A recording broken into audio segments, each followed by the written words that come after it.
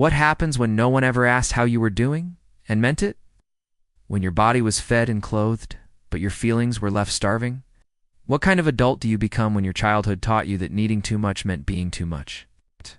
Some wounds don't come from what was done to you. They come from what was never there. This is beneath the cortex. And these are 6 signs you were emotionally neglected as a child. Emotional neglect is the absence of attunement. It's when your inner world was never noticed, named, or nurtured. Unlike abuse, it leaves no bruises, no obvious red flags. That's what makes it harder to see, and even harder to heal. Many adults carry its weight without knowing it, only feeling that something is wrong or that they are. Pain becomes no big deal. Anger turns into, "I'm just tired." Sadness becomes silence. This isn't because you lack emotional depth. You feel most useful when you're fixing others, helping others, or making their lives easier, because that's how you learn to stay connected. Decision-making feels like a minefield. You second-guess yourself constantly, even over small things. You zone out during conflict. You change the subject when someone asks something personal. You tell yourself, "I should be able to handle this." You hear "I love you," and your body goes numb. You're present, but not fully alive. This isn't ungratefulness. It's disconnection. Emotional neglect doesn't just dull the pain, it dampens the joy. When you've spent years suppressing your emotions for survival, your nervous system struggles to shift into states of celebration or openness. Even pleasure feels like a risk. This can make it hard to bond with others, to enjoy milestones, or to feel fully human. Every time you honor your internal voice, you patch a small piece of what was neglected. Emotional neglect isn't always about bad parents or cruelty. Sometimes it's generational. Sometimes it's invisible. But no matter the cause, you can give yourself now what was missing then. You can become the mirror you never had. You're not incapable of feeling. Carrying too many moments where feeling wasn't safe. You wait until you're drowning to reach out. Or worse, you never do. This isn't pride, it's programming. Emotional neglect often teaches children that needing others leads to disappointment or rejection, so they grow up fiercely independent, but not in a healthy way, adulthood. This becomes emotional isolation masked as self-sufficiency. Use tools if you need to. Emotion wheels, therapy, journaling. Language gives structure to what once felt chaotic.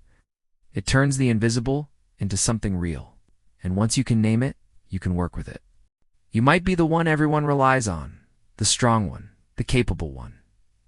You're not stealing anything by accepting love. You're restoring something. But no one knows when you're hurting, because you've never shown them. You were conditioned to carry quietly. But pain that is buried doesn't disappear. It festers. You feel detached during moments that are supposed to feel intimate or intense. This is your nervous system, protecting you from emotional overload. If you weren't taught how to regulate emotions, your body responds to strong feelings by checking out. That means noticing your reactions in real time, irritation, discomfort, numbness, and asking what they're trying to say. You don't have to fix them, just listen. The goal isn't emotional perfection, it's emotional presence. This can make you feel broken or cold, but it's actually a trauma response. Dissociation becomes a shield when expression was never safe. You don't have to remember being hurt to carry the scars. Sometimes what breaks you is the silence around what should have been felt. You crowdsource your choices or avoid them entirely. This happens because emotional neglect disrupts your internal compass. When your emotions were consistently dismissed or minimized, you stopped trusting them as valid signals. Over time, you outsourced your self-trust to others. Friends, partners, authority figures, anyone who felt more certain than you. This becomes dangerous when you fall into relationships with manipulative or controlling people, because without that internal foundation, it's easy to confuse coercion with confidence. One overlooked reality is that emotionally neglected children often become emotionally dependent adults, not needy, but unsure. Not fragile, but lost in their own mind. And the louder the world gets, the harder it is to hear yourself. If your childhood taught you that your worth was in what you did, not who you were, then receiving care can feel deeply foreign. You might interpret support as obligation, might feel guilty for taking up space. This creates an uneven dynamic in relationships, where you're always pouring into others but rarely letting anyone pour into you. The imbalance isn't just about energy. It's about identity. If you were never nurtured, then nurturing others becomes your mask. But even the strongest givers eventually run dry. It's because you were trained to believe that your emotions were excessive, inconvenient, or unimportant. Maybe your caregivers responded to your tears with discomfort, withdrawal, or shaming.